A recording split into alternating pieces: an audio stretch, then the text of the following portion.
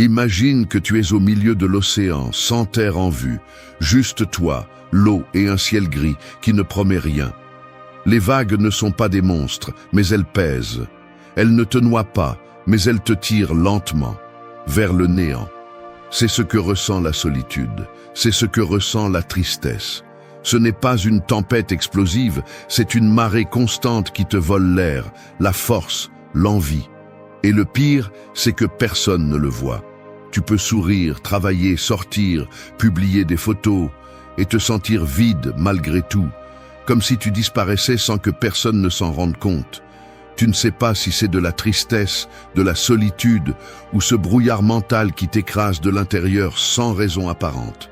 Tu te sens déconnecté du monde, mais plus important encore, de toi-même. Et il y a quelque chose que tu dois comprendre. La vie ne va pas s'arrêter pour te demander si tu vas bien. Elle ne va pas t'attendre, elle va te frapper.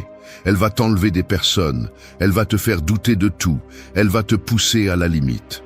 Peu importe à quel point tu étais fort hier. Du jour au lendemain, tu peux te sentir submergé sans savoir comment t'en sortir. Mais c'est ici que tout se décide. Tu n'es pas condamné à rester là. Tu n'as pas besoin d'une solution magique. Tu as besoin d'une philosophie brutalement honnête. Une qui ne te dit pas que tout ira bien, mais qui t'apprend à aller bien même quand tout va mal. C'est le stoïcisme. Et non, ce n'est pas une théorie ancienne, ni des phrases de livres poussiéreux. Ce sont des principes que tu peux utiliser aujourd'hui, ici, dans ta vie réelle. 8 idées qui, si tu les comprends et les appliques, peuvent complètement changer la façon dont tu affrontes ton obscurité. Cette vidéo n'est pas pour te faire sentir à l'aise. Elle est là pour te réveiller, pour que tu retrouves ta force, ton focus, ta direction. Parce que la solitude ne se vainc pas avec des distractions, elle se surmonte avec du caractère. Et la tristesse ne s'éteint pas avec du bruit extérieur, elle se dissout avec de la clarté intérieure. Alors si tu es prêt à arrêter d'être spectateur de ta propre souffrance et à commencer à devenir le protagoniste de ton histoire, reste. Parce que ce que tu es sur le point d'entendre ne sera pas doux, mais ça pourrait être ce qui sauve ta vie. Un homme brise le sort du présent. Tu marches dans un long tunnel. Il n'y a pas de lumière à la fin, juste l'obscurité. Et plus tu avances, plus il semble que tu ne sortiras jamais. Mais le pire n'est pas l'obscurité. C'est cette voix dans ta tête qui te murmure « Ce tunnel n'a pas de sortie. Tu vas rester ici pour toujours. » Cette voix n'est pas le tunnel, c'est le sort. Et si tu y crois, tu t'arrêtes. Tu abandonnes. Tu deviens une partie de l'obscurité. C'est ce que fait la tristesse quand elle devient constante, ce que fait la solitude quand elle s'installe, ce que fait la dépression quand elle commence à parler plus fort que toi. Elle te fait sentir que ce que tu vis maintenant est tout ce que tu vas vivre. Elle t'enferme dans une prison invisible faite de pensées répétées, d'émotions lourdes et de désespoir silencieux. L'esprit commence à jouer sale. Il te dit que si tu vas mal aujourd'hui, tu iras mal demain aussi. Il te fait oublier que tu as déjà été bien. Il te vole la notion du temps. Et le présent devient une condamnation. C'est ce que les stoïciens appelaient l'illusion de la permanence émotionnelle. Parce qu'une émotion intense, si tu ne la remets pas en question, devient un mensonge crédible. Mais c'est ici que commence ton véritable pouvoir. Comprendre que ce que tu ressens maintenant n'est pas éternel. La douleur n'est pas permanente. La tristesse n'est pas une sentence. La solitude n'est pas ton destin. Tout dans la vie change. Tout. Mais l'esprit, quand il est nuageux, s'accroche au présent comme s'il était la seule chose qui existe. Et il le transforme en prison. Épictète l'a expliqué sans détour. Ce ne sont pas les choses qui nous dérangent, mais l'opinion que nous avons d'elles. Es-tu coincé dans la douleur ou coincé dans ton interprétation de la douleur? Ce que tu ressens est-il réel ou est-ce une émotion amplifiée par la peur et le désespoir? Briser le sort du présent signifie retrouver une perspective, même un peu, même si tu ne le sens pas, même si c'est difficile. Parce que tu n'as pas besoin de ressentir de l'espoir pour agir avec force. Tu as besoin de volonté, tu as besoin de résistance. Et cela se construit avec des décisions, pas avec des émotions. Une pratique stoïcienne utile est d'observer le présent avec clarté, sans fioriture. Demande-toi, qu'est-ce qui m'affecte réellement? Quelle pensée suis-je en train de répéter? Qu'est-ce que je crois sans remettre en question? Cette observation te permet de prendre du recul. Et quand tu prends du recul, tu retrouves du pouvoir. Marc Aurèle l'a parfaitement compris. Dans ses méditations, il se rappelait que tout ce que ressent l'être humain est éphémère, que même les émotions les plus intenses s'estompent, qu'aucun moment ne définit ta vie, à moins que tu ne le permettes. Oui, tu es dans le tunnel. Oui, il fait sombre. Mais le fait que tu ne vois pas la sortie ne signifie pas qu'elle n'existe pas. Cela signifie que tu dois continuer à marcher. Cela signifie que tu ne peux pas laisser ton esprit transformer ce moment en ton identité. Briser le sort du présent, c'est te dire à toi-même « Ceci n'est qu'une étape. Ce n'est pas ma fin. Je ne vais pas laisser le présent me détruire. Je vais marcher, même si je ne vois pas la sortie. Et si je dois me traîner, je le ferai. Mais je ne vais pas rester ici. » C'est le premier pas. Pas vers l'extérieur, mais vers l'intérieur. Là où commence la véritable liberté. 2. Libère-toi des chaînes du contrôle illusoire. Tu es au milieu de la mer, dans un petit bateau, et le ciel commence à se fissurer. Le vent souffle sans pitié, les vagues se dressent comme des murs, et tout autour de toi devient instable. Au milieu de ce chaos, tu commets une erreur fatale. Tu essaies de contrôler la tempête. Tu cries au ciel, tu serres les poings, tu luttes contre l'impossible. Pendant ce temps, tu oublies la seule chose que tu peux vraiment contrôler. Comment tu tiens la barre? C'est ainsi que beaucoup de personnes se perdent. Elles se compliquent la vie en essayant de contrôler l'incontrôlable, ce que les autres pensent, comment ils se comportent, ce qui s'est déjà passé, ce qui n'est pas encore arrivé. Elles pensent que si elles pouvaient ajuster tout ce qui est externe, elles iraient bien. Mais ce besoin de contrôle est une illusion. Et cette illusion, lorsqu'elle n'est pas brisée, devient une chaîne qui te tire vers le fond. La tristesse s'intensifie lorsque tu sens que le monde t'échappe, lorsque tu veux changer ce qui s'est déjà passé, lorsque tu as besoin que les autres agissent comme tu l'espères. Mais plus tu essaies de serrer, plus ça t'échappe. Cette impuissance, cette usure, cette frustration naissent du désir de contrôler ce qui n'a jamais été sous ton pouvoir. Accepter cette vérité est inconfortable, mais nécessaire. Tu ne peux pas contrôler tout ce qui se passe, mais tu peux contrôler comment tu réagis. Et c'est là que réside ta force. Beaucoup confondent lâcher prise avec abandon. Mais il ne s'agit pas de ça. Il ne s'agit pas de se résigner, mais de se concentrer. Arrêter de gaspiller ton énergie sur des choses externes et commencer à l'investir en toi-même. Parce que la liberté n'est pas dans la domination du monde, mais dans le fait de ne plus être son esclave. Dans ton quotidien, commence à te poser cette question. Est-ce que cela dépend de moi? Si la réponse est non, lâche prise. Si c'est oui, agis. C'est aussi simple que ça. Peux-tu changer ce qui s'est passé hier? Non.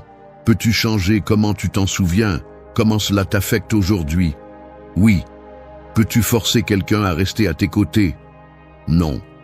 Peux-tu renforcer ton estime de toi pour ne pas t'effondrer s'il part? Bien sûr que oui. La clé est de comprendre que la souffrance se multiplie lorsque tu t'accroches. Lorsque tu veux contrôler les pensées des autres, le cours des choses, les résultats immédiats. Mais lorsque tu arrêtes de le faire, tu te libères, tu récupères de l'air, tu récupères de l'énergie, tu récupères de la clarté. Au lieu de te battre avec la réalité, commence à travailler avec elle. Au lieu d'exiger que le monde change, commence à te changer toi-même. Parce que c'est là que tu as un véritable pouvoir. C'est là que personne ne peut te toucher. Le contrôle absolu est un piège qui te maintient épuisé. Il te fait vivre en réagissant, en défendant, en survivant. Mais lorsque tu lâches prise, lorsque tu concentres ton énergie sur ce qui dépend de toi, tes habitudes, ta discipline, ton attitude, tes décisions, tu commences à construire une véritable force intérieure. Lâcher prise n'est pas perdre du pouvoir, c'est choisir où tu l'utilises. Et lorsque tu choisis de l'utiliser sur toi-même, le changement cesse de dépendre du monde et commence à dépendre de ta volonté. C'est le premier pas vers une vie plus libre. Comprendre que tout ne dépend pas de toi, mais toi, si. Et cela bien que cela semble simple, est plus puissant que n'importe quelle tempête. 3. Embrasse le flux. Rien n'est éternel. Pense à une rivière. Peu importe à quel point les courants sont violents, l'eau ne reste jamais immobile. Elle coule toujours, parfois lentement, parfois sauvagement, mais elle ne s'arrête jamais. Si tu essayais d'attraper une poignée d'eau avec force, tu la perdrais entre tes doigts. Mais si tu ouvres la main, l'eau passe simplement. C'est ainsi que fonctionne la vie. Quand tu essaies de t'accrocher à quelque chose, tu le perds. Et plus tu résistes au changement, plus tu souffres. La souffrance vient souvent non pas de ce qui se passe, mais de la résistance à accepter que cela se passe. Tu veux que la tristesse disparaisse maintenant. Tu veux que cette personne ne soit pas partie. Tu veux que ta vie redevienne comme avant. Mais peu importe combien tu le souhaites, la réalité ne va pas reculer. La vie change, tout le temps. Elle ne demande pas la permission. Elle ne prévient pas. Elle n'attend pas que tu sois prêt. Le problème est que l'on nous a appris à chercher la stabilité, la permanence, la sécurité totale. Mais cela n'existe pas. Pas dans ce monde. Tout ce que tu aimes peut disparaître. Tout ce qui te calme peut changer. Et si tu n'es pas préparé à cela, chaque changement va te briser. Tu vas vivre en guerre avec la réalité, essayant de figer des moments, des personnes et des situations. Mais la vie ne fige rien. La vie bouge, toujours. Accepter cela n'est pas de la froideur, c'est de la sagesse. C'est comprendre que rien n'est éternel, ni le bien, ni le mal. La joie ne reste pas pour toujours, mais la tristesse non plus. La solitude n'est pas une destination, c'est une étape. Ce que tu ressens aujourd'hui, aussi profond que cela puisse être, va se transformer. Et plus tôt tu comprendras cela, plus tôt tu commenceras à guérir. Tu ne peux pas construire ta vie sur l'idée que tout va rester pareil, parce que rien ne reste pareil. Et cela, loin d'être une menace, est une opportunité. Parce que si rien n'est éternel, alors la douleur a aussi une date d'expiration. Le vide a aussi une issue. Cette phase sombre passera aussi. Embrasser le flux, c'est lâcher la nécessité que tout soit comme tu le veux. C'est arrêter de regarder en arrière avec nostalgie ou en avant avec anxiété et commencer à marcher avec présence, sachant que tout change et que ce changement est la seule chose que tu peux attendre avec certitude. Quand tu comprends cela, tu deviens plus fort. Tu ne réagis plus avec désespoir chaque fois que quelque chose tombe. Tu ne t'effondres plus quand quelqu'un part. Tu ne penses plus que tout est fini juste parce que quelque chose a mal tourné. Parce que tu sais que cela aussi passera, et que ta tâche n'est pas d'éviter le changement, mais de t'adapter à lui, de couler avec lui. La vie ne te demande pas si tu veux changer, elle le fait simplement. Tu choisis si ce changement te brise ou te forme. Et cette décision dépend de ta capacité à lâcher ce qui a été, à accepter ce qui est, et à continuer à marcher. Es-tu dans un mauvais moment? Il ne durera pas éternellement. Te sens-tu perdu? Tu ne le seras pas éternellement. Tout ce que tu as à faire est de résister sans durcir, apprendre sans t'enfermer, continuer sans te perdre. Et chaque fois que tu le fais, tu deviens plus léger, plus conscient, plus libre. 4. Éclaire le monde, serre et transforme. Il y a des phares qui ne bougent pas, mais qui changent néanmoins le cours des bateaux. Ils ne crient pas, ils ne courent pas, ils ne poussent pas, ils sont simplement allumés. Et cette lumière, stable au milieu de l'obscurité, peut faire la différence entre se perdre ou trouver son chemin. Quand tu te sens seul, triste ou au bord de l'effondrement, l'impulsion naturelle est de te renfermer, de t'isoler, de te protéger.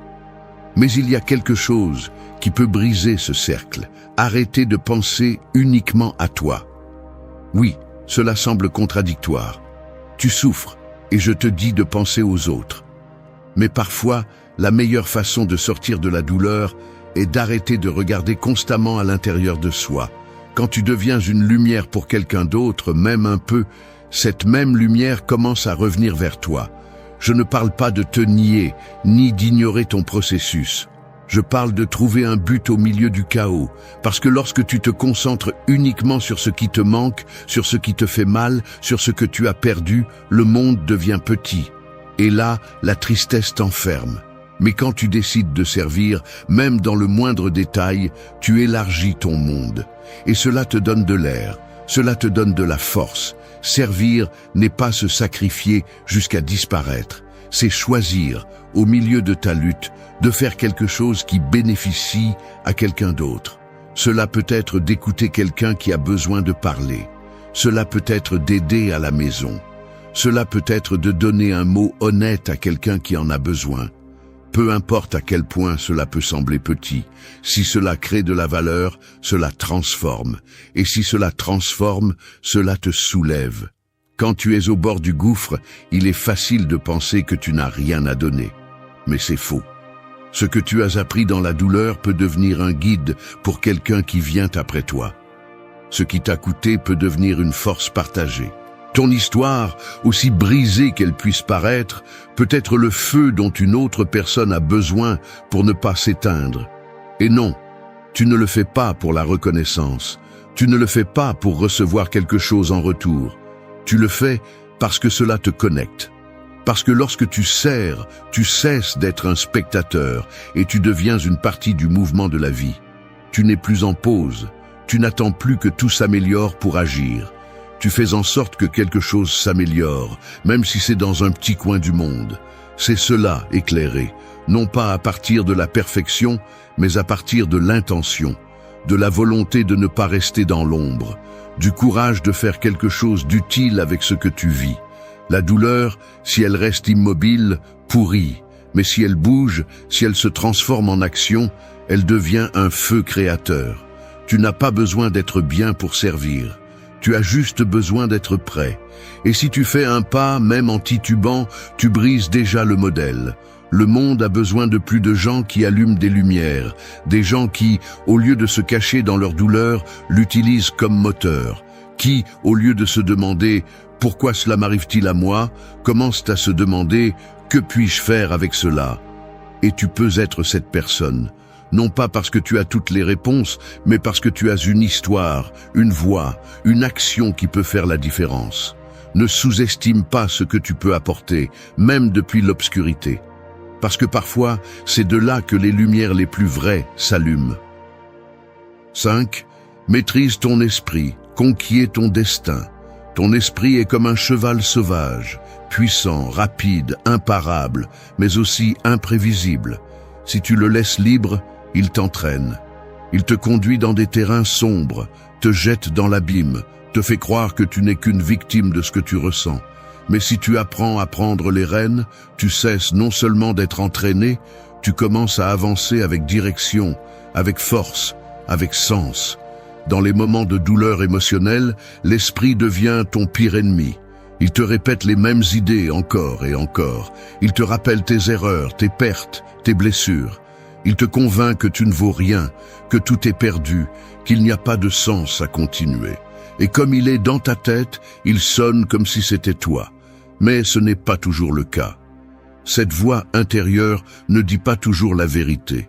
Souvent, elle répète des schémas que tu as appris dans le passé, des idées que tu as absorbées lorsque tu étais brisé, des croyances que tu n'as pas remises en question parce que tu étais faible. Mais maintenant, il est temps de faire quelque chose de différent. Ne crois pas tout ce que tu penses. Commence à observer ces pensées pour ce qu'elles sont, des impulsions, des histoires, des constructions, pas des faits.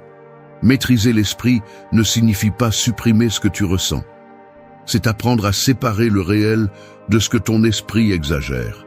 C'est arrêter de réagir automatiquement. C'est créer un espace entre ce qui se passe et ce que tu décides d'en faire.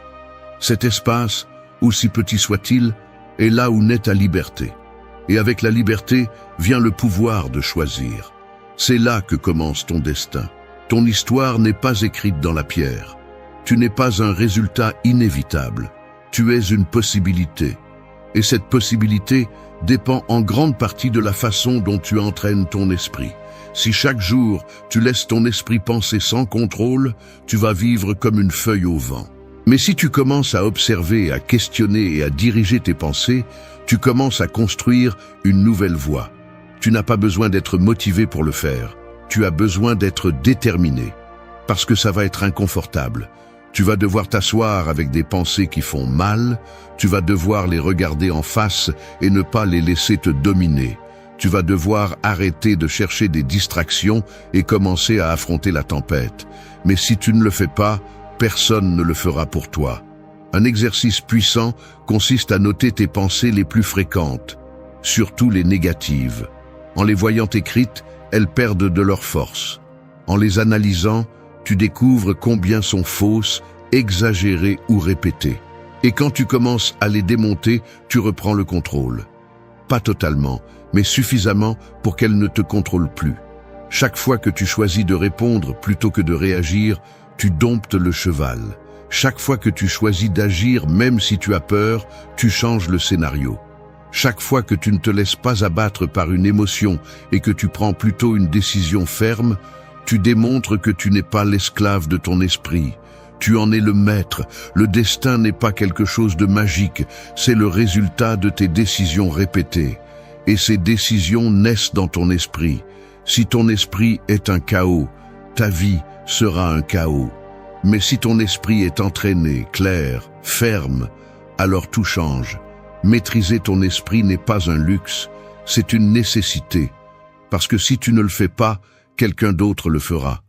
La peur, la douleur, le passé, les voix extérieures, tous veulent te contrôler. Et s'ils ne sont pas éveillés, ils y parviennent.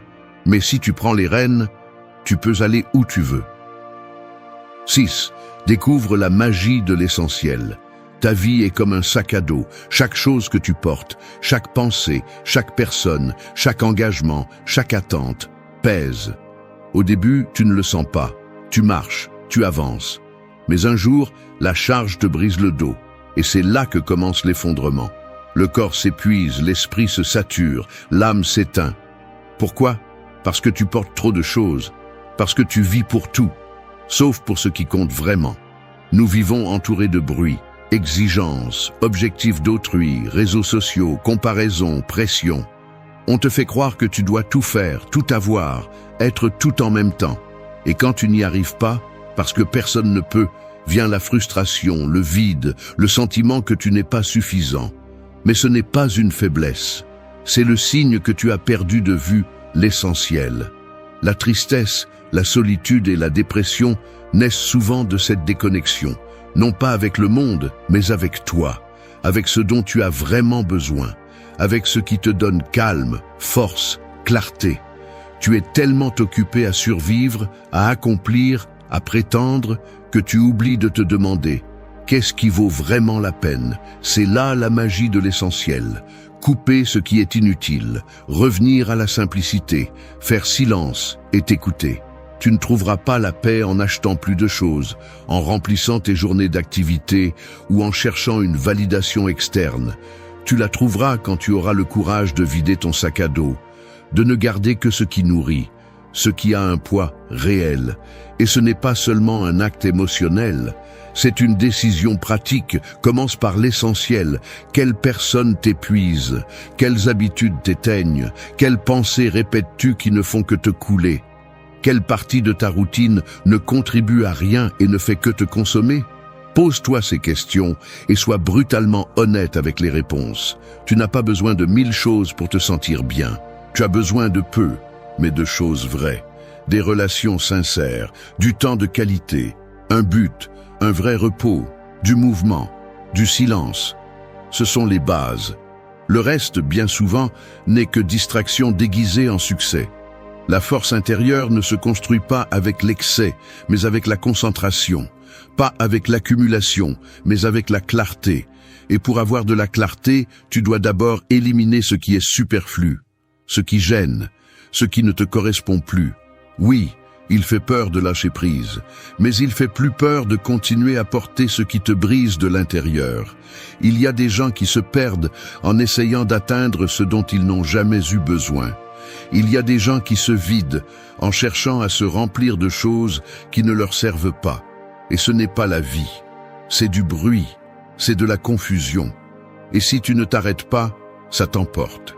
Revenir à l'essentiel n'est pas un recul. C'est un retour au centre, c'est retrouver sa direction. C'est se rappeler que tu n'es pas ici pour remplir un scénario imposé, mais pour écrire le tien, avec tes priorités, avec tes valeurs, avec ta vérité. Chaque fois que tu simplifies, tu gagnes de l'espace, tu gagnes de l'énergie, tu gagnes en clarté. Et quand l'esprit est clair, le cœur peut respirer. Et quand le cœur respire, tu peux commencer à guérir. La magie de l'essentiel n'est pas de faire moins pour faire moins. C'est de choisir avec force, de dire non à ce qui n'ajoute rien, de protéger ta paix comme si c'était ta vie. Parce que c'est le cas. Tu n'as pas besoin de plus pour te sentir bien. Tu as besoin de moins, mais que ce soit réel. 7. Transforme chaque battement en une leçon.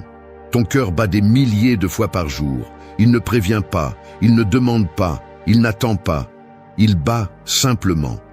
Et chaque battement est un rappel brutal que tu es en vie, même quand tu as l'impression de ne plus pouvoir continuer, même quand tu es brisé, même quand tu ne vois pas d'issue. Le cœur continue, même si tu n'en as pas envie, même si le monde fait mal, même si tout semble contre toi. Et si ton corps ne renonce pas, tu ne devrais pas non plus. Le problème est que souvent, nous vivons endormis. Nous passons nos journées à répéter des routines, enfermés dans des pensées qui nous détruisent, piégés dans des émotions non traitées. Nous respirons, mais nous ne sommes pas présents. Le corps continue d'avancer, mais à l'intérieur, nous sommes éteints. Et dans cet état, nous n'apprenons pas. Nous survivons, mais nous ne comprenons pas. Et sans compréhension, il n'y a pas de croissance. C'est là qu'intervient cette idée. Chaque battement est une opportunité d'apprendre. Peu importe si tu vas bien ou si tu es au bord du gouffre. Il y a toujours quelque chose que tu peux tirer du moment. Mais cela n'arrive que si tu es éveillé, si tu ne t'anesthésies pas, si tu ne te laisses pas distraire, si tu as le courage de regarder la douleur en face et de lui demander « Qu'est-ce que tu veux me montrer ?» La tristesse n'arrive pas sans raison, la solitude n'apparaît pas par hasard. La dépression n'est pas une punition, c'est un signal, une alarme. Quelque chose en toi demande de l'attention, demande du changement, demande la vérité. Et si au lieu de fuir, tu oses écouter, tu découvriras que même dans la souffrance, il y a une leçon. Cela ne signifie pas justifier ce qui fait mal. Cela ne signifie pas romantiser la douleur. Cela signifie ne pas la gaspiller. Si tu souffres déjà, au moins, tire quelque chose de là. Non pas pour que tout ait un sens immédiatement, mais pour que tu aies plus d'outils, plus de sagesse, plus de conscience. Transformer chaque battement en une leçon, c'est changer la façon dont tu affrontes la vie. C'est arrêter de te demander « Pourquoi cela m'arrive-t-il à moi ?» et commencer à dire « Qu'est-ce que je peux apprendre de cela ?»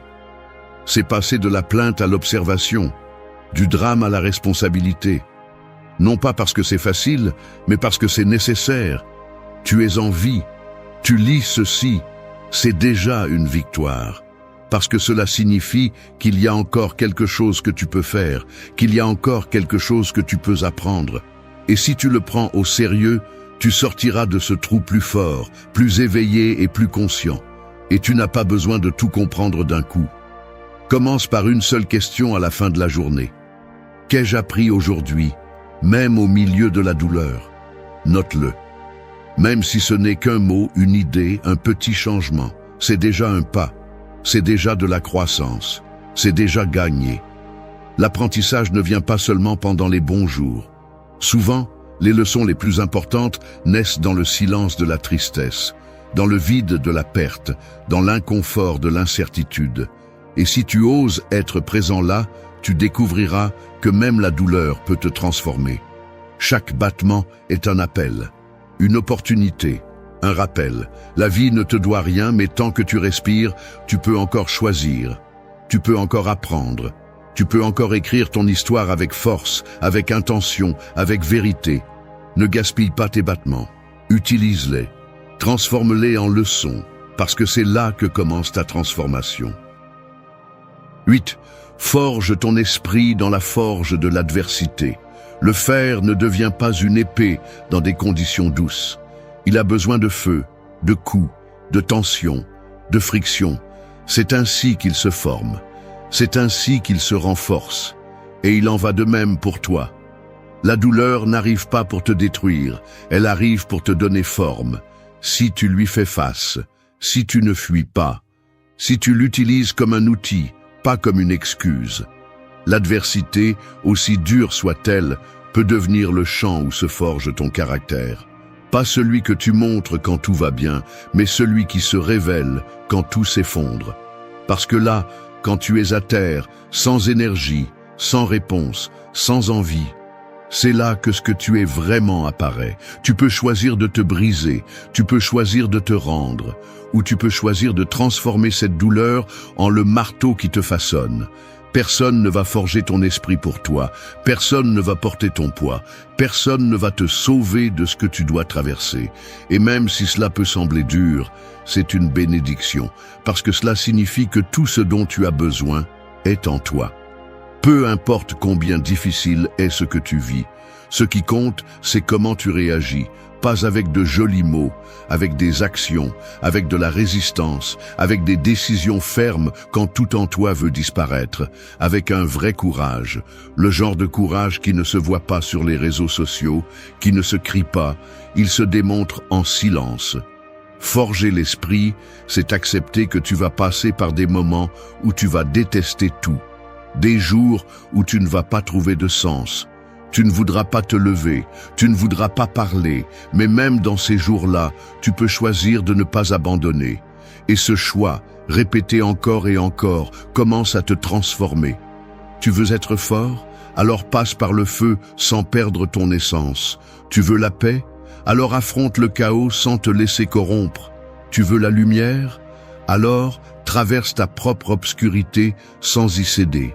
C'est la forge, c'est le processus. Il n'y a pas de raccourci. La plupart des gens veulent grandir sans douleur, sans effort, sans chute. Mais cela n'existe pas. L'inconfort fait partie du chemin. La peur aussi. La frustration aussi.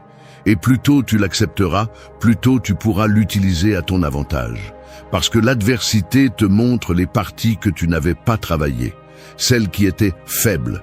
Celles qui avaient besoin de trempe. Chaque coup, chaque perte, chaque déception peut être une excuse, ou peut-être un matériau de construction. Je ne dis pas que ça ne fait pas mal. Ça fait mal. Beaucoup. Mais tu n'es pas venu ici pour échapper à la douleur. Tu es venu pour la surmonter, pour la traverser, pour l'utiliser. Chaque fois que tu ne te rends pas, tu forges quelque chose en toi. Chaque fois que tu te lèves, quand personne ne te voit.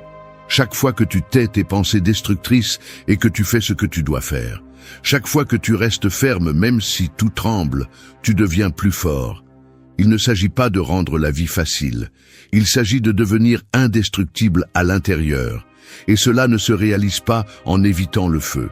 Cela se réalise en le traversant avec intention, avec courage, avec dignité. N'attends pas que la vie te donne la permission de changer. Utilise l'adversité comme un signal, comme un outil, comme un élan. Parce que si tout te fait mal, alors tout te forme aussi. Le feu peut te brûler, ou il peut te forger. Tu décides en quoi il se transforme. Il y a des incendies qui ne s'éteignent pas avec de l'eau. Ils s'éteignent avec de la distance, avec de l'air, avec du temps. Parce que plus tu t'approches, plus tu te brûles. Et il y a des personnes qui sont exactement cela. Des incendies déguisés en foyer. Des endroits où tu as ressenti de la chaleur à un moment donné, mais qui maintenant ne savent que te consumer. Se retirer de là n'est pas facile, je le sais, parce qu'on veut rester, réparer, comprendre, jusqu'à ce que tu comprennes que si tu restes une minute de plus, il ne restera rien de toi. Et alors, sans bruit, sans drame, sans avertissement, tu pars, non pas par orgueil, par survie. Il y a des relations si toxiques, si déséquilibrées, si vides, que rester devient un acte d'autodestruction. Mais personne ne t'apprend à partir en silence, à disparaître sans donner d'explication, à lâcher prise sans scandale. Et c'est là que réside le pouvoir. Parce que lorsque tu comprends qui tu es et combien tu vaux, tu n'as plus besoin de justifier ton absence. L'absence se justifie d'elle-même. Cette vidéo n'est pas un conte de fées. Elle n'est pas douce. Elle n'est pas confortable. C'est un coup de réalité, parce que ce que je vais te dire n'est pas joli, mais c'est la vérité. Parfois, l'amour-propre ne crie pas, ne supplie pas, ne supplie pas. Il part, simplement, sans regarder en arrière. Et cette décision, lorsqu'elle naît du stoïcisme, de la tempérance, de l'autocontrôle, devient un message plus fort que n'importe quel mot. Parce que le silence, lorsqu'il vient de quelqu'un qui a tout compris, est impossible à ignorer. Aujourd'hui, tu vas découvrir 8 leçons que tu peux non seulement appliquer, mais qui vont te changer. 8 façons de te retirer en silence d'une relation qui ne t'apporte plus de paix, qui ne t'ajoute plus rien, qui ne te mérite plus. Parce que si tu ne coupes pas ce fil, ils ne le lâcheront jamais. Et je te le dis clairement, tu n'as pas besoin de clore cette histoire avec un point final. Parfois, il suffit d'arrêter d'écrire. 1. Évapore-toi sans laisser de traces. As-tu déjà vu comment la rosée s'évapore le matin? Elle ne fait pas de bruit. Elle ne prévient pas. Elle ne laisse pas de traces. Elle est là. Et soudain, elle ne l'est plus. C'est ainsi que doit être ton départ. Comme la vapeur qui se dissout dans l'air, qui se libère sans regarder en arrière, qui n'a pas besoin d'être vue pour marquer son absence. Parce qu'il y a des moments où le plus puissant que tu peux faire n'est pas de fermer la porte. C'est de disparaître complètement. Disparaître sans explication peut sembler cruel, mais parfois c'est la chose la plus compatissante que tu peux faire pour toi-même. Parce que tant que tu restes en scène, tant que tu continues à écrire, à répondre, à clarifier, à justifier, tu continues à alimenter le cycle. Tu continues à céder ton énergie, ton pouvoir, ta présence. Et c'est exactement ce dont une relation toxique a besoin pour continuer à respirer, ton attention. Le problème est que beaucoup d'entre nous ont été éduqués pour croire que partir sans dire un mot est un manque d'empathie, qu'il faut avoir la conversation, qu'il faut bien terminer les choses. Mais cela ne s'applique pas lorsque de l'autre côté, il n'y a pas de respect, ni de réciprocité, ni de conscience. Tu ne peux pas bien terminer quelque chose qui a toujours été cassé. Et encore moins, tu es obligé de rester pour expliquer ton départ à celui qui n'a jamais fait d'effort pour prendre soin de ton séjour. Le stoïcisme enseigne que le contrôle réside dans nos décisions, pas dans les réactions des autres. Alors, si tu vas partir, fais-le avec force. Évapore-toi. Efface la trace. Silence total, sans sous-entendu, sans poste passif-agressif, sans regarder s'il te manque, s'il te cherche, s'il demande. Parce que si tu le fais vraiment, tu n'as pas besoin qu'il le remarque. Tu sais que tu n'es plus là. Et cela suffit. Ils vont te chercher. N'en doute pas. Ils vont vouloir savoir pourquoi. Ils vont essayer de te lancer une phrase pour que tu reviennes, pour que tu répondes, pour que tu expliques. Et c'est là que commence ton véritable test. Parce que le silence n'est pas seulement l'absence de mots, c'est la présence de maîtrise de soi. C'est regarder le téléphone et ne pas répondre. C'est voir qu'il demande de tes nouvelles et ne pas ressentir le besoin de répondre. C'est résister à cette tentation de revenir juste pour dire que tu es parti. L'ego va vouloir crier « Regarde ce que tu perds sans moi ». Mais l'âme sage se contente de partir, calmement, fermement, comme celui qui a déjà compris qu'il n'est pas là pour convaincre quiconque de sa valeur, et encore moins quelqu'un qui l'a vu 1000 fois et qui l'a pourtant ignoré. T'évaporer sans laisser de traces n'est pas de la lâcheté, c'est du respect pour ta paix. C'est comprendre que parfois, disparaître est la façon la plus claire de dire « assez ». Parce que si tu parles, tu ouvres une porte. Si tu expliques, tu laisses un fil lâche. Si tu te justifies, tu laisses l'espoir ouvert. Mais si tu pars, et qu'il ne reste ni une trace, ni une excuse, ni un mot, là oui, ils ressentent le coup. Et pas parce que tu cherchais à faire du mal, mais parce que tu as enfin choisi de te protéger. Rappelle-toi ceci, celui qui n'a pas apprécié ta présence ne mérite pas ton adieu. Disparaît, comme la vapeur, comme la brume, comme ce dernier soupir qui n'a pas besoin d'être entendu parce qu'il a déjà tout dit. Garde tes raisons sous clé. Tout ce qui se brise n'a pas besoin d'être expliqué. Il y a des coffres qui sont enterrés au plus profond de la mer, non pas parce qu'ils cachent quelque chose de sale, mais parce qu'ils contiennent des trésors que personne d'autre ne saurait apprécier. C'est ainsi que tes raisons doivent rester, gardées, scellées, protégées, non pas par lâcheté, mais par dignité. Quand tu t'éloignes de quelqu'un qui t'a fait du mal, la première chose que le monde te demande est une explication. Pourquoi n'as-tu pas parlé? Pourquoi ne lui as-tu pas donné une autre chance? Pourquoi es-tu parti comme ça? Mais la vérité est que tu n'as pas à donner de réponse à celui qui n'a jamais posé les bonnes questions pendant que tu étais encore là, t'épuisant à soutenir quelque chose qui n'avait plus de sens. Tes motifs sont à toi. Ils ne sont pas là pour être compris, ni pour être acceptés. Ils sont là pour te sauver, pour te tenir fermement lorsque les doutes commencent à frapper à la porte. Parce que oui, il y aura des moments où tu te poseras des questions. Ai-je bien fait de partir? Ai-je été trop dur? Et si ce n'était pas si grave? Et c'est là que tu dois te rappeler que ta décision n'est pas née d'un caprice. Elle est née de la fatigue, de la déception, d'avoir tout donné et de rester vide. Le stoïcisme enseigne que le sage ne cherche pas l'approbation extérieure.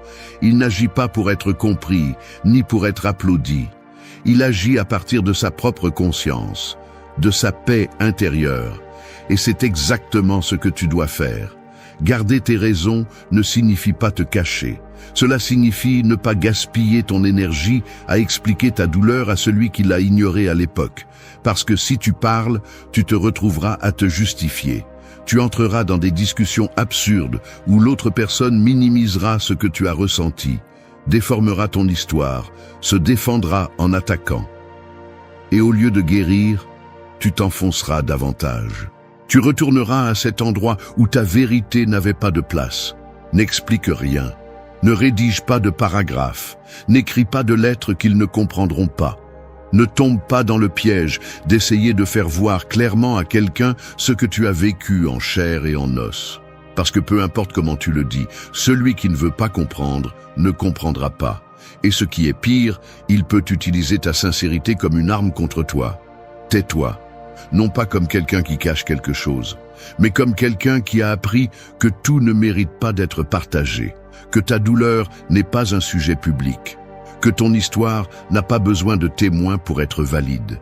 Et si quelqu'un mérite vraiment de connaître tes raisons, il n'aura pas à te les demander à grands cris. Il le montrera par sa présence, par son changement, par son respect. Et même ainsi, tu décideras si tu partages cela ou non. Parce que maintenant, l'accès à ta vérité est aussi un privilège, pas un droit automatique. Garde tes raisons comme on garde le feu, loin des mains imprudentes. Non pas pour cacher, mais pour protéger. Parce que quand on choisit de se retirer avec l'âme brisée et la tête haute, on n'a pas besoin d'expliquer quoi que ce soit. Il suffit de rester ferme dans sa vérité. Et cette vérité, quand elle est bien gardée, c'est elle qui te donne la paix. 3. Ferme la porte sans répondre. As-tu déjà vu comment les vannes d'un barrage se ferment? Ce n'est pas fait lentement. Ce n'est pas fait avec hésitation. L'acier est abaissé d'un coup, avec force, avec conviction. Parce que si tu la laisses ouverte un peu plus longtemps, l'eau déborde, ravage, détruit. Ta sortie doit être ainsi, brutalement définitive. Fermer la porte et ne plus répondre. Quand tu décides de sortir d'une relation toxique, déséquilibrée ou simplement malsaine, l'une des tentations les plus dangereuses est de répondre. Répondre à ces messages, à ces revendications, à ces manipulations, à ces excuses vides. Et tu le fais parce que tu te sens redevable, parce que tu ne veux pas être la personne qui part sans explication, parce qu'il y a encore une partie de toi qui espère que cette personne comprendra quelque chose, qu'elle changera, qu'elle réagira. Mais c'est le piège. C'est la corde invisible qui te maintient attaché à une dynamique qui devrait déjà être morte. Parce qu'au fond, tu le sais, si tu réponds, tu es pris au piège. Si tu réponds, tu ouvres la porte que tu avais déjà fermée. Si tu réponds, tu reviens. Et peu importe ce qu'ils disent, peu importe si cela semble sincère, si cela semble différent, s'ils te jurent que cette fois-ci, c'est sérieux. Une personne qui a vraiment compris ta valeur n'attend pas que tu partes pour commencer à t'apprécier. Et encore moins, elle te cherche seulement quand elle ne t'a plu. Ce n'est pas de l'amour, c'est la peur du vide. C'est l'ego blessé, c'est le besoin déguisé en regret. Les stoïciens enseignaient que le véritable pouvoir réside dans l'indifférence sélective. Choisir à quoi tu prêtes attention et à quoi tu ne le fais pas. Parce que chaque mot que tu réponds est une pièce d'énergie que tu donnes. Et dans une relation où tu as déjà tout donné, il ne reste plus rien à donner. Fermer la porte sans répondre, c'est déclarer, sans le dire, que tu ne vas plus jouer à ce jeu. Que tu ne vas pas entrer dans des discussions inutiles. Que tu ne vas pas tomber dans des provocations déguisées en dialogue, que tu ne vas pas faire partie de ce drame émotionnel où tu dois toujours souffrir pour que l'autre apprenne quelque chose. Tu n'es pas là pour être le maître de personne, tu n'es pas là pour réparer personne, tu es là pour vivre en paix. Et oui, c'est difficile, c'est très difficile, parce que le silence est inconfortable, parce qu'ils vont te provoquer, ils vont te parler de tout ce que tu as donné, de tout ce qu'il aurait pu être. Ils vont essayer de te faire te sentir coupable. Et c'est là que tu dois être le plus fort, pas avec des mots, avec ton silence, avec ta fermeté, avec cette conviction qui crie sans rien dire, tu ne vas plus m'embrouiller. Fermer la porte n'est pas être cruel, c'est avoir des limites, c'est protéger ton énergie. C'est te respecter tellement que tu ne te permets même pas une conversation que tu sais qui va finir comme toujours. Avec toi, plus brisé, plus confus, plus vide. La prochaine fois que tu ressens l'envie de répondre, souviens-toi de ceci. Chaque réponse que tu donnes est un signe que tu es encore disponible. Et s'il y a une chose qu'une relation toxique ne supporte pas, c'est de perdre l'accès à toi. Alors ferme la porte, avec force, avec courage, avec décision, et laisse-les frapper de l'autre côté, qu'ils crient, qu'ils insistent. Tu n'es plus là, tu ne joues plus à ce jeu. Tu as appris quelque chose qu'ils n'ont pas encore appris. Parfois, l'acte d'amour-propre le plus fort, c'est de ne rien dire. 4. Laisse-les regarder mais ne pas toucher. Il y a des choses qui ne sont exposées que derrière un verre blindé. Non pas parce qu'elles sont fragiles, mais parce qu'elles sont irremplaçables. Une relique, un joyau, quelque chose qui a été frappé par le temps, mais qui tient toujours debout, visible mais inaccessible. C'est ainsi que doit être ta présence après ton départ, impénétrable, intouchable, qu'ils puissent te voir, mais ne jamais pouvoir te rejoindre à nouveau. Parce que quand tu te retires vraiment, il n'est pas nécessaire de te cacher. Il ne s'agit pas de disparaître du monde, ni de prétendre que tu n'existes pas. Il s'agit de lever une barrière émotionnelle que même la manipulation la plus habile ne peut franchir. Qu'ils te voient, mais qu'ils sachent qu'ils ne peuvent plus te toucher. Que ton énergie, ton temps, ton amour ne sont plus à vendre. C'est alors que le silence commence à faire son travail. Il commence à te guetter de loin, à vérifier tes histoires, à demander de tes nouvelles, à observer chaque mouvement dans l'espoir de trouver une faille, un signe, une excuse pour revenir. Mais tout ce qu'ils trouvent, c'est ce que tu leur permets de voir, l'image de quelqu'un qui n'a plus besoin d'eux. Et ça fait plus mal que n'importe quel cri. Parce que le pouvoir du mystère détruit plus que la confrontation. Dans le stoïcisme, la véritable force n'est pas d'éviter le conflit, c'est de maîtriser l'impulsion, c'est de résister à la tentation de te laisser affecter, même s'ils sont proches, même s'ils parlent, même s'ils cherchent. C'est de garder ton calme quand tu sais qu'ils veulent te ramener à cet enfer d'où tu es sorti.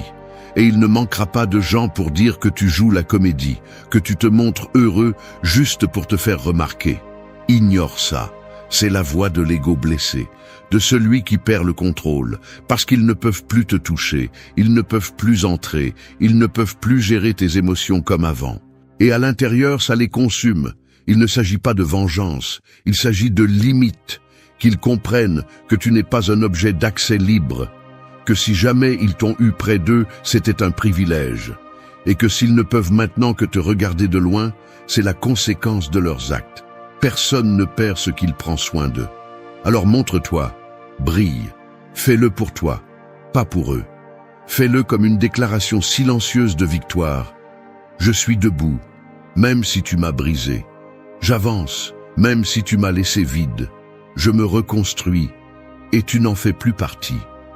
Laisse-les voir, mais qu'ils ne touchent pas, qu'ils ne puissent pas commenter, ni manipuler, ni intervenir. Qu'ils n'aient pas accès à tes émotions, ni à ton temps, ni à ta paix, parce que c'est ce qui leur fera le plus mal. Savoir qu'ils regardent encore quelque chose qui ne leur appartient plus. Et toi, tranquille, ferme, froid, si nécessaire. Parce qu'après tout ce que tu as traversé, tu n'es plus là pour donner des secondes chances à ceux qui n'ont même pas su tenir la première. Tu es une relique, non pas par fragilité, par valeur. 5. Deviens un territoire interdit. Il y a des endroits dans le monde où personne n'entre sans permission. Zones restreintes, frontières scellées, territoires qui étaient autrefois ouverts au passage libre, mais qui, après avoir subi des dommages, ont été clôturés, protégés, blindés, non pas par peur, mais par conscience, parce qu'ils ont appris que tout le monde n'entre pas pour prendre soin. Tu dois devenir cela, un terrain sacré où tout le monde ne marche pas. Après une relation toxique, ton âme reste comme un champ dévasté, des marques partout, des silences qui crient, des blessures qui ne se voient pas, mais qui restent ouvertes. Et si tu ne mets pas de limites réelles, si tu ne te blindes pas de l'intérieur, tu permets à nouveau leur entrée. Et cette fois, ce qu'ils vont briser n'est pas ta confiance, c'est ce qui reste de toi. Devenir un territoire interdit ne signifie pas t'isoler, ce n'est pas durcir complètement, ni vivre dans la peur. C'est élever ton standard, c'est savoir ce que tu vaux, non pas à partir de l'ego, mais de l'expérience. C'est regarder en arrière et dire « De cette version de moi qui se donnait sans filtre, qui justifiait tout, qui supportait l'insupportable, il ne reste rien. Il est très probable qu'ils essaient de se rapprocher à nouveau. D'abord avec nostalgie, ensuite avec culpabilité, ensuite avec des promesses. Parce que pour la personne toxique, ta distance n'est pas une fermeture, c'est un défi. Ils sont dérangés de ne plus avoir accès. Ils sont blessés que tu ne sois plus disponible. Parce qu'ils te voyaient comme un espace libre, sans frontières. Et maintenant, pour la première fois, ils réalisent qu'ils ne peuvent plus entrer sans se détruire contre le mur que tu as érigé. Le stoïcisme ne prêche pas la vengeance, mais il prêche la clarté. Et être clair, c'est apprendre à dire « tu t'arrêtes ici, ce n'est plus ta place ». Parce que lorsque tu ne mets pas de limites, tu ne te montres pas bon. Tu te rends accessible à ce qui te détruit. Et cela, tôt ou tard, te coûtera cher. Devenir un territoire interdit, c'est commencer à protéger ton énergie comme si c'était de l'or. C'est apprendre à reconnaître les signaux rouges sans les romantiser. C'est regarder le visage de quelqu'un qui revient avec des excuses et ne pas trembler. C'est ne pas tomber, même lorsque tes émotions te demandent d'ouvrir la porte juste un peu. Parce qu'un peu, c'est suffisant pour qu'ils entrent et dévastent à nouveau. Ça va aussi faire mal. Parce qu'il y a une partie de toi qui veut encore croire qu'elle peut sauver l'autre, qui veut croire que tout peut s'améliorer, que cette fois sera différente. Cette partie doit mourir, parce que si elle ne meurt pas, tu meurs. Le respect ne se demande pas, il s'impose, par des actes, par des décisions, par des absences. Et quand quelqu'un franchit ta limite, on ne lui donne pas un avertissement. On lui coupe l'accès, non pas par haine, par dignité. À partir de maintenant, celui qui veut s'approcher de toi doit prouver qu'il est à la hauteur. Et s'il ne l'est pas, qu'il reste où il est, regardant de l'extérieur, comme quelqu'un qui observe une terre fertile à laquelle il n'a plus droit. Tu n'es pas un territoire pour les touristes émotionnels. Tu n'es pas un refuge pour ceux qui ne viennent que lorsqu'ils se sentent seuls. Tu es un terrain solide, tu es un lieu sacré, et à partir de maintenant, tu es un territoire interdit pour ceux qui ne savaient pas prendre soin de toi quand ils t'avaient. 6. Ne regarde pas en arrière, même par curiosité.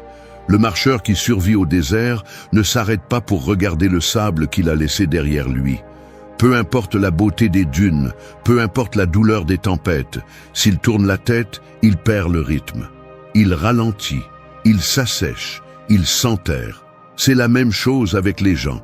Si tu as réussi à sortir, ne regarde pas en arrière, ni par nostalgie, ni par doute, ni par curiosité, parce que parfois, un simple regard suffit pour te retrouver piégé à nouveau.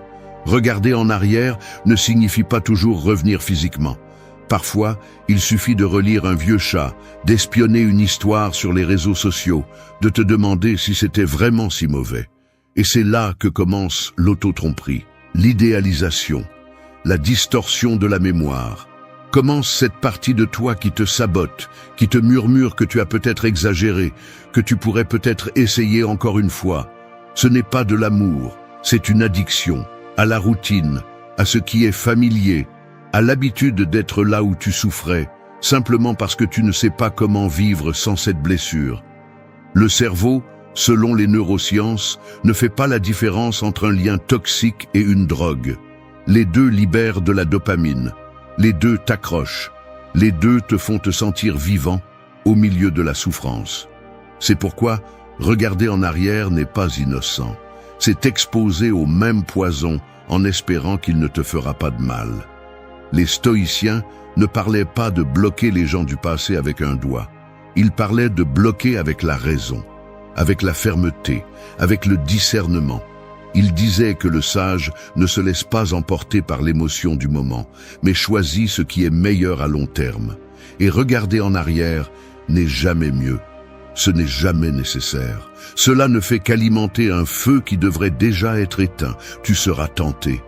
Bien sûr que oui, tu auras des moments de solitude, de doute, de vide. Tu voudras savoir si l'autre personne pense à toi, si elle est avec quelqu'un d'autre, si elle a changé. Mais cela ne t'aide pas. Cela ne t'ajoute rien. Cela ne te guérit pas. Cela te tire vers le bas. Parce que celui qui regarde trop le passé trébuche sur le présent. Et tu as déjà trop souffert pour trébucher à nouveau sur la même pierre simplement parce que tu ne peux pas contrôler une impulsion. Si tu as fermé la porte, ne l'ouvre pas pour jeter un coup d'œil. Ne mesure pas ta valeur en fonction de si tu manques à quelqu'un ou non. Ne confonds pas le souvenir avec un signe. Parfois, ce souvenir n'est que cela. Un reflet mental, pas une invitation, pas un appel, pas une raison de revenir. Et si la tentation l'emporte, arrête-toi. Respire-le, sens-le, mais n'agis pas. Laisse passer l'impulsion, comme une vague. Parce que si tu ne l'arrêtes pas à temps, tu te retrouveras à nouveau dans la même mer sombre dont tu es sorti à la nage avec les dernières forces qui te restaient. Ne regarde pas en arrière, pas par peur, pas par fierté, mais parce que tu sais déjà ce qui s'y trouve. Il n'y a rien de nouveau, il n'y a rien de mieux. Seulement des ruines déguisées en souvenirs, et ta vie est devant. Continue à marcher, avec un regard ferme, avec le cœur concentré sur ce qui vient. Parce que si tu as réussi à sortir de là, si tu t'es reconstruit, si tu te relèves à nouveau, la seule chose qui peut t'arrêter maintenant, c'est de regarder en arrière. 7. Que ton silence parle plus que tes phrases. Une lame fraîchement forgée n'a pas besoin de faire du bruit pour couper. C'est sa présence, sa précision, sa fermeté qui impose le respect. Ton silence doit être ainsi, aiguisé, contenu, précis. Il ne cherche pas à blesser, mais s'il est sous-estimé, il laisse des marques. Le silence n'est pas l'absence de voix, c'est la présence de pouvoir. Et quand tu le maîtrises, il parle plus clairement que n'importe quel discours. Après une relation toxique, l'une des impulsions les plus fortes est celle de s'expliquer. Dire ce que tu ressens, ce que tu as souffert, ce que tu espérais. Chercher à ce que l'autre comprenne. Qu'au moins cette fois, il écoute. Mais c'est une illusion, le besoin d'être compris par celui qui n'a jamais été disposé à te comprendre. Et là, tu perds, parce que chaque mot est un fil que tu continues à laisser connecter. Quand tu optes pour le silence, tu prends une décision stratégique. Il ne s'agit plus de te taire par peur ou résignation. Il s'agit de comprendre que parler, c'est ouvrir une porte. Et tu as déjà fermé la tienne, que parler, c'est inviter au jeu, et tu as déjà quitté le plateau. Parce que si tu as appris quelque chose de ce lien, c'est que parfois l'amour-propre se prononce en ne disant rien. Le silence est inconfortable, il dérange, il provoque, il désarme, Parce qu'il est impossible de manipuler celui qui ne répond pas. On ne peut pas tordre la volonté de quelqu'un qui n'a plus besoin de justifier sa distance. Celui qui se tait, celui qui part vraiment sans s'expliquer, ne laisse pas de place pour les jeux mentaux. Il ne reste qu'un vide. Et ce vide fait mal, parce qu'il n'y a pas de pire punition pour quelqu'un qui te tenait pour acquis que ton indifférence complète et irréversible. Le stoïcisme ne te dit pas de ne pas ressentir. Il te dit de ne pas réagir impulsivement, de ne pas céder le contrôle de tes actes aux émotions du moment, d'être maître de toi-même, même quand tout brûle à l'intérieur. Et dans cette pratique, le silence est discipline. Il est résistance, il est maturité. C'est regarder le chaos en face et choisir de ne pas y entrer. Ils vont tout essayer, ils vont toucher tes points faibles, ils vont chercher une de tes phrases pour l'utiliser contre toi, pour se faire passer pour des victimes, pour te traîner à nouveau. Mais si tu restes ferme, si tu respires profondément et ne réponds pas, le message est clair. Je ne suis plus le même que tu as laissé faible. Et cela, pour quelqu'un qui se nourrissait de ta réaction, est insupportable. Ne te trompe pas. Le silence n'est pas un manque de caractère. C'est le caractère dans sa forme la plus pure. C'est avoir tout ce que tu veux dire qui brûle dans la gorge. Et choisir de ne pas le lâcher, parce que tu sais que ça ne vaut pas la peine. Parce que tu comprends que si tu dois forcer quelqu'un à t'écouter, alors ce n'était jamais une conversation, c'était un jugement. Et tu n'es plus là pour continuer à te défendre. Laisse ton silence tout dire. Qu'il soit l'écho qui rebondit dans sa tête, qu'il soit le doute qui ne s'éclaircit pas, qu'il soit la fin sans explication. Parce que quand quelqu'un sait ce qu'il a fait, ton silence est la sentence la plus claire. Et quand quelqu'un ne le sait pas, il ne le comprendra pas non plus. Même si tu lui expliques avec des larmes, tais-toi, pas pour te cacher, mais pour t'apprendre à toi-même que ta paix vaut plus que n'importe quelle phrase, que tu n'as plus besoin d'avoir le dernier mot. Parce que le dernier mot, c'est ne rien dire. 8. Brise tous les fils qui te relient encore à eux. Un marionnettiste n'a pas besoin de crier désordre. Il a juste besoin que les fils restent intacts. Un petit tirage, un mouvement subtil, et ils te font danser à nouveau. Peu importe à quelle distance tu es, s'il y a encore des fils qui vous unissent, ils continuent à te contrôler. C'est pourquoi, si tu veux vraiment te libérer, tu dois tous les briser. Pas un, pas quelques-uns, tous. Et je ne parle pas seulement de cesser de leur parler. Je parle de couper chaque point invisible qui te lie encore à cette personne. Parce qu'après être sorti d'une relation toxique, tu pars souvent physiquement, mais émotionnellement tu es toujours là, lié à la culpabilité, aux souvenirs, à l'espoir, aux promesses brisées, à ce qui aurait pu être. Et c'est tout aussi destructeur que de continuer à dormir avec l'ennemi. Parce que le corps s'en va, mais l'esprit reste enchaîné. Rompre les fils signifie faire un acte radical d'honnêteté avec toi-même. Te demander quelle partie de toi attend encore un signe. Quelle partie de toi s'accroche à l'idée qu'un jour cette personne changera, te valorisera, reviendra repentante. Quelle partie de toi vérifie ses réseaux, garde les photos, repasse mentalement chaque conversation à la recherche de réponses. Et une fois que tu le vois, ne te punis pas, mais coupe-le à la racine. Les stoïciens parlaient de l'apatheia, un état dans lequel on atteint la liberté intérieure parce qu'on n'est pas dominé par les passions destructrices. Il ne s'agit pas de ne pas ressentir, mais de ne pas être esclave de ce que tu ressens. Et rompre les fils va justement de cela, retrouver le contrôle sur toi-même. Parce que tant que ces liens restent vivants, même s'ils sont invisibles, ta paix ne sera pas réelle. Elle sera fragile, conditionnelle, momentanée. Couper tous les fils signifie aussi lâcher le personnage que tu as joué dans cette histoire. Cesser d'être celui qui sauve, celui qui pardonne, celui qui attend, celui qui supporte. Tu n'es plus cette version de toi. Tu ne peux plus continuer à agir comme si tu avais quelque chose à prouver. Cette relation est terminée. Et si tu joues encore un rôle, tu es coincé dans une pièce qui n'est plus jouée, mais qui te consomme encore de l'énergie. Et oui, ça fait mal. Parce que lâcher complètement, c'est accepter qu'il n'y a pas de retour, qu'il n'y aura pas de clôture parfaite, qu'il n'y aura pas de rédemption, ni de justice poétique, ni de repentir cinématographique. Il n'y a que le silence. Et ce silence ressemble à un vide, à une perte. Mais c'est le prix de la liberté.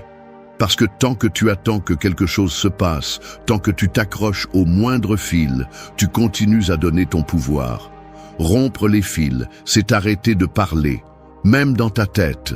C'est ne pas répéter encore et encore ce qu'ils t'ont fait, ce que tu as dit, ce que tu as tué. C'est ne pas répondre à leurs provocations, même dans ton esprit. C'est ne pas imaginer des scénarios de retrouvailles. C'est effacer leurs numéros. C'est éliminer les souvenirs qui ne font qu'alimenter une histoire qui n'a plus de chapitre. Et surtout, c'est arrêter de te demander s'ils te manquent, s'ils pensent à toi, s'ils ont été blessés par ton départ. Parce que tout cela, ce sont des fils. Certains subtils, d'autres épais, mais tous également dangereux.